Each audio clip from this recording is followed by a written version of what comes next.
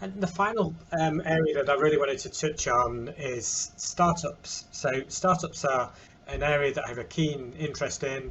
I work for a business, run a business called Hyper. We use AI and data science, and we help retailers and consumer brands to improve decision making, particularly around the product range they offer to their customers, how they price it, and how they market it to customers in personalized ways.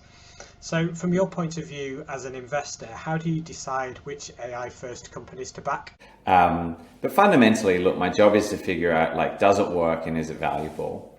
And the does it work question in the context of an AI first company really involves digging into the experiments that the companies run. You know, what data did you use? What models did you use? What accuracy did you get to?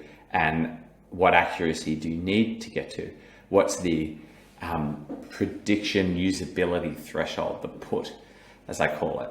So, for example, in medicine, the put is very high. You know, for a doctor to use a prediction about whether or not a patient will have a certain condition, like either an acute or a chronic condition, is really, really high, especially in the acute cases. And so you have to have a very, very accurate model. And if you're only at 60% accuracy, it's going to be really hard for me to come up with all the ways in which you can get to 99 or 100% accuracy. But if you're in a different industry, for example, you know, the printing press example I gave before, you might only have to be able to predict failures 80% of the time and you're already at 70. So then I can ask, all right, well, you use this data set, but if you had a different data set, it might improve the accuracy. Or you use this model, but if you use this model, it might get better. Or maybe a few more epochs, a few more runs of the model, as I said before, will help. So anyway, it requires a fundamental understanding of the underlying technology and running through the experiments. So that's sort of how I figure out how it works. It also requires knowing what's being measured and what it means. And so in the latter part of the book, I go through all of those metrics that we use to try to understand if these systems are working well.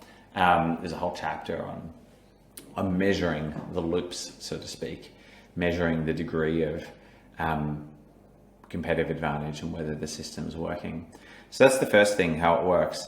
Then the is it valuable thing? Well, this again gets to, right, are you at the prediction usability threshold? Is it accurate enough for the customer to put it into action? And then what does it mean in terms of ROI? Like, look, in a sense, it's not that complicated. It's like any other thing that a customer's buying. Is it going to generate a good return on investment? They pay X for your software, and is it delivering value to their business? That's it. So in a sense, it's not complicated at all. And you know, what we really have to look at is the same thing as what we have to look at with any other software investment. And the questions we have to ask current or potential customers are the same, which is, all right, does this make something better, faster, cheaper for you? How much?